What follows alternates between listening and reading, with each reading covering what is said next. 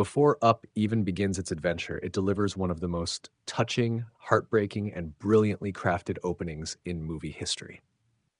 We start with a young Carl Fredricksen, a quiet, shy kid who idolizes famous explorer Charles Muntz. One day, while pretending to be on an adventure, he stumbles into an abandoned house and meets Ellie, a loud, fearless, adventurous girl who shares his love for exploration. While Carl barely speaks, Ellie more than makes up for it, talking excitedly about her dream of one day traveling to Paradise Falls. She even makes Carl promise that they'll go there together. As the years pass, we watch Carl and Ellie grow up, fall in love, and get married. They turn that same abandoned house into their home, painting it in bright colors and filling it with warmth. Every moment is filled with love, laughter, and quiet joy, whether it's painting the mailbox with their handprints or lying on a hill watching the clouds. But then, life happens. The film takes us through a beautiful yet painful montage of their life together. They dream adventure, save up for their big trip to Paradise Falls, but each time something gets in the way. Flat tires, broken roof tiles, unexpected expenses. And then, just when it seems like they might finally make it, Ellie falls ill. Carl buys the plane tickets, but it's too late. Ellie passes away, and Carl is left alone, sitting in the church holding on to the balloon he gave her as a child. Just like that, his entire world changes.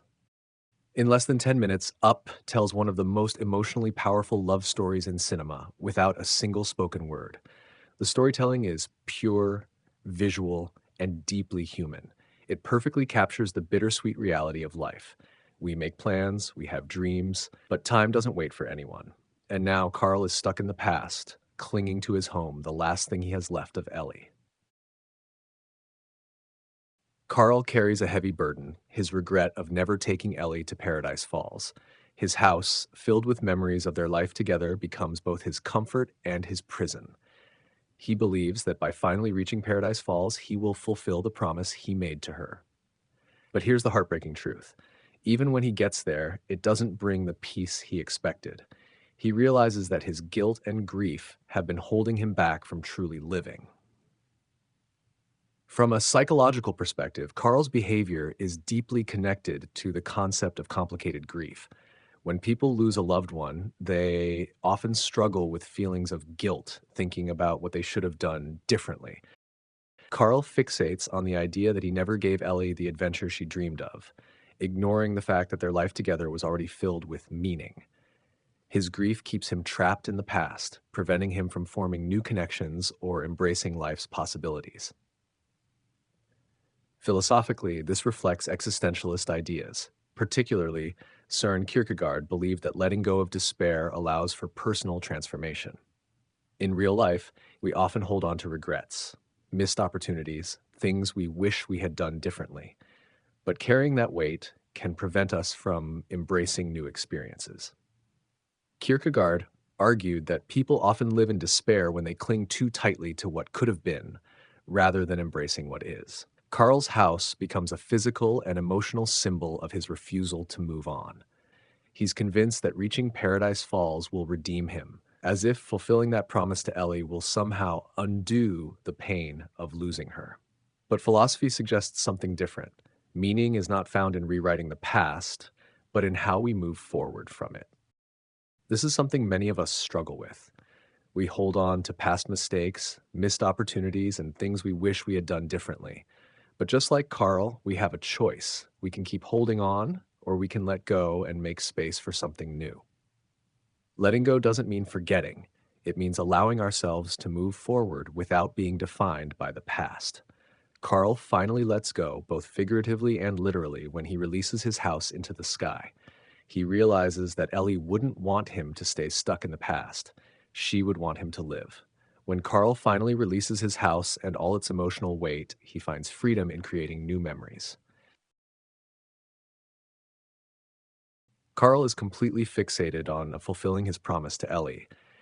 He believes that if he can just get to Paradise Falls, everything will be made right. But as we see later in the movie, when he finally arrives, it doesn't bring the closure he expected. There's a powerful moment when Carl flips through Ellie's old adventure book, expecting to see blank pages because they never made it to Paradise Falls.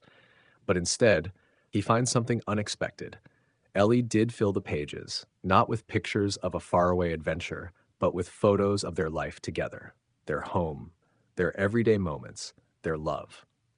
This moment ties into the psychological concept of mindfulness, the ability to find meaning in the present instead of constantly longing for what we think we need to be happy.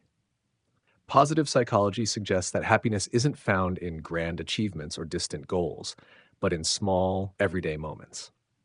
Carl spent so much time believing that adventure had to be something big and extraordinary that he never realized he was already living one with Ellie. Philosophically, this aligns with the Stoic idea that true contentment comes from within, not from external achievements. The Stoics believe that attachment to specific outcomes leads to suffering, while gratitude for what we already have leads to peace. Ellie understood this. Carl just had to realize it for himself. In our lives, we often fall into the trap of believing that happiness lies just beyond the next achievement: a better job, a bigger house, more money. We tell ourselves, I'll be happy when I get that promotion, when I buy my dream home, when I have more time. And so we push through, sacrificing weekends, missing family gatherings, and postponing joy for a future that always seems just out of reach. But then there comes a moment. Maybe we stumble upon an old photo album, hear an old song, or sit in an empty house we worked so hard to build, and it hits us. The happiness we were chasing wasn't in the destination. It was in the small, ordinary moments we overlooked. The laughter at the dinner table, the late night talks, the quiet walks, the simple joys of being with the people we love. Yet, like Carl in Up, many of us only realize this when time has already passed.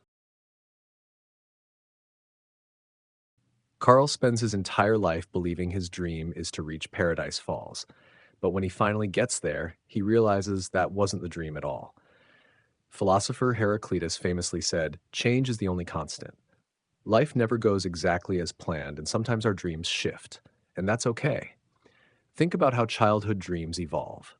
Maybe you once wanted to be an astronaut or a famous musician, but as you grew, you found different passions. Maybe you once thought success meant one thing, but now you find joy in something entirely different. Carl realizes that reaching Paradise Falls doesn't define his love for Ellie. Instead, his new dream becomes embracing the present, forming new connections, and continuing his story.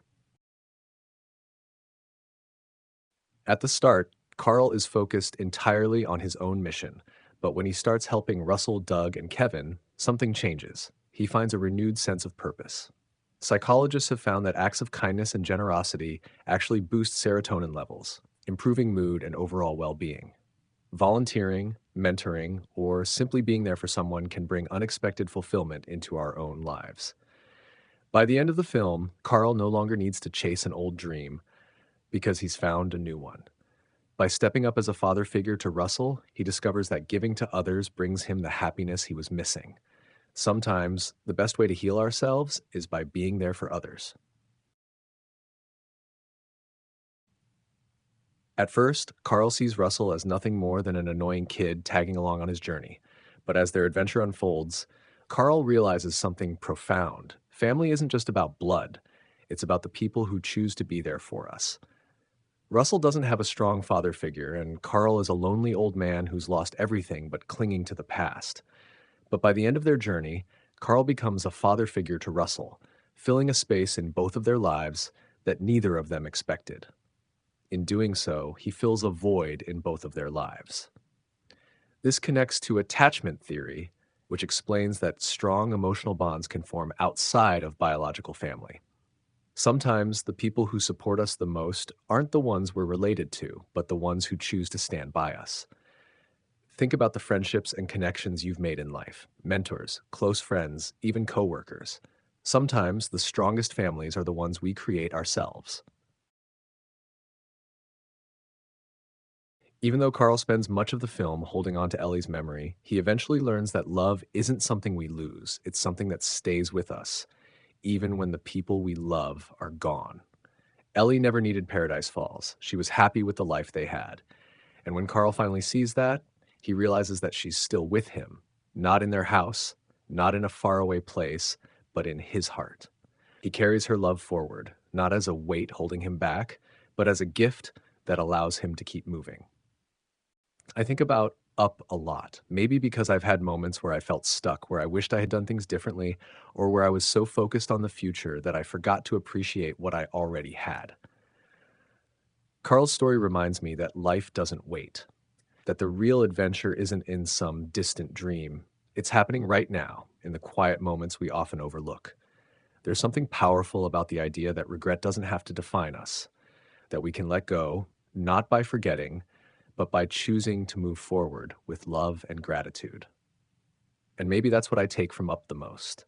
The understanding that even when we lose people, even when life doesn't go the way we planned, we still have a choice. We can let regret hold us down, or we can embrace the moments we have left. Because the adventure isn't about where we go, it's about the people we share it with.